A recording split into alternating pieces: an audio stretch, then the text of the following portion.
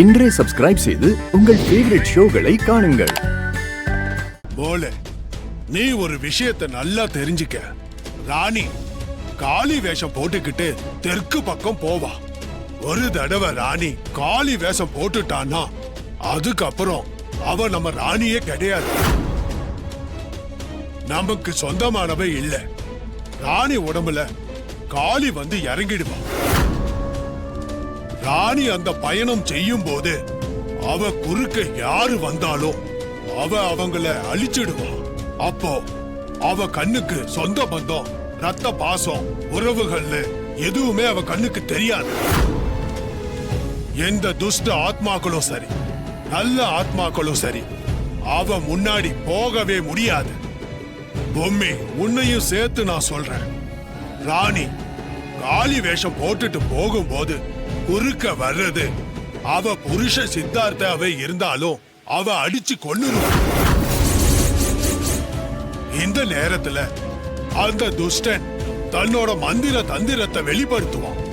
அது கொண்டு ராணி காளி வேஷம் போட்டுட்டு போகும்போது அந்த துஷ்டன் இந்த சந்தர்ப்பத்தை பயன்படுத்தி ராணியையும் இல்ல ராணி கையாலேயே உங்க குடும்பத்தை அழிக்க திட்ட போடுவான். அப்படி ஒண்ணு நடந்துச்சுன்னா அதை தடுத்து நிறுத்த நம்ம கிட்ட வேற வழியே இல்லையா? அதுக்கு ஒரு வழி உண்டு மோளே.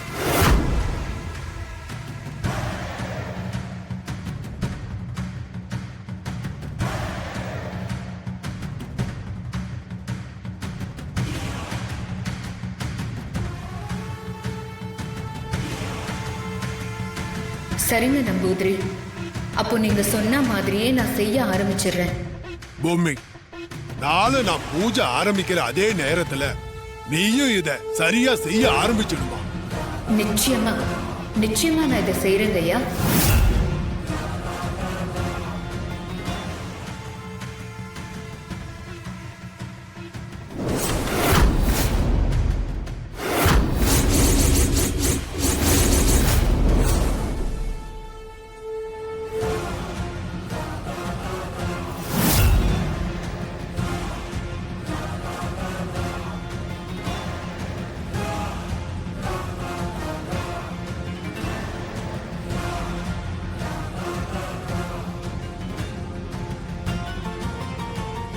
தர்ஷினி கனவுல பார்த்ததையும் நேர்ல பார்த்ததையும் திரும்ப திரும்ப நினைச்சுக்கிட்டே இருக்கா.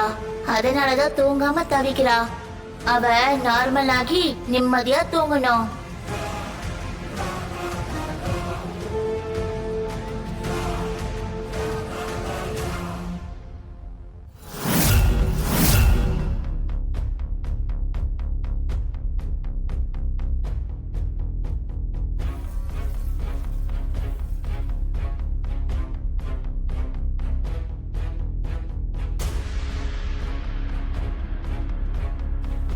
Good night Dharshini.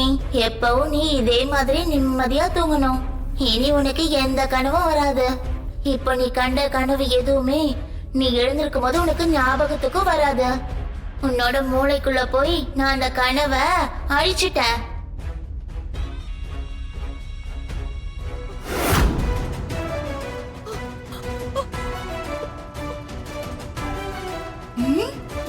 ஜாய், என் தாலி இங்கதான் இருந்துச்சு. இங்கதான் ஜாய் பார்த்தேன். ஜாய், நான் இரண்டு கண்ணால பார்த்தேன். ஜாய், என் தாலி இங்கதான் இருந்துச்சு. ஐயோ, என் தாலியை காணுமே. ஜாய், கத்தாதீங்க. தர்ஷினி மாதிரியே நீங்களும் ஏதோ கனவு கண்டிருக்கீங்க. அதனாலதான் உங்க தாலி உங்க கழுத்துல இருக்கும் போதே அதை காணும்னு டென்ஷன் ஆகுறீங்க.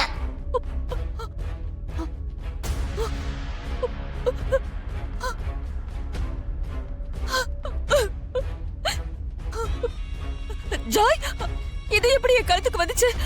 ஜாய், நான் என் தாலி இங்க பார்த்தேன். ஜாய், இங்கதான் இருந்துச்சு. இது எப்படி என் கழுத்துல வந்துச்சு? அது தானா வரல. நான் தான் உங்க கழுத்துக்கு அதை வர வச்சேன்.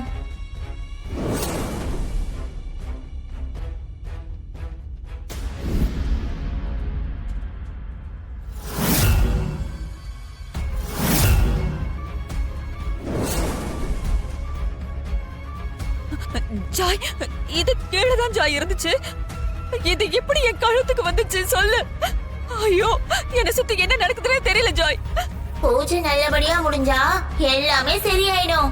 அது வரைக்கும் நாம ரொம்ப ரொம்ப கவனமா இருக்கணும்னு நம்பூதிரி சொல்லிட்டு போனார்ல. எதையும் போட்டு குழப்பிக்காம போய் பாடுங்க போங்க. இல்ல ஜாய், என் கழுத்துல இருந்தது கீழே இருந்தது ஜாய். எப்படி கழுத்துக்கு வந்துச்சு ஜாய்? ஐயோ நான் தான் சொல்றேன்ல போய் பாடுங்க. ஜாய் நான் பார்த்தேன் ஜாய். போ போன்னு சொல்றேன்ல. இது கீழே தானே கடந்துச்சு. இங்கதான் போய் தூங்குங்க போங்க. இல்ல ஜாய்,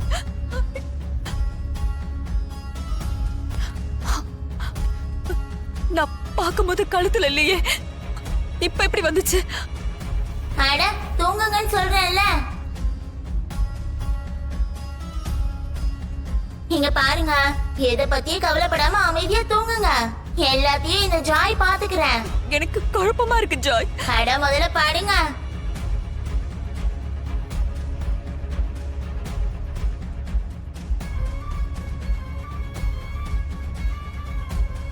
நான் பார்க்கும்போது இல்லையே, எப்படி?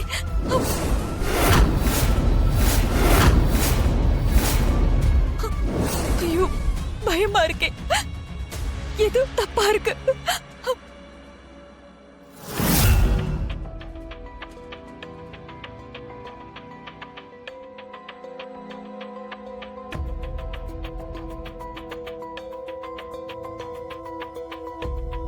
இப்ப தாலி கீழே விழுந்தது, அத பார்த்து நீங்க பதறி அடிச்சு என்கிட்ட உதவி கேட்டது, இது எதுவுமே உங்க நினைவுல இருக்காது.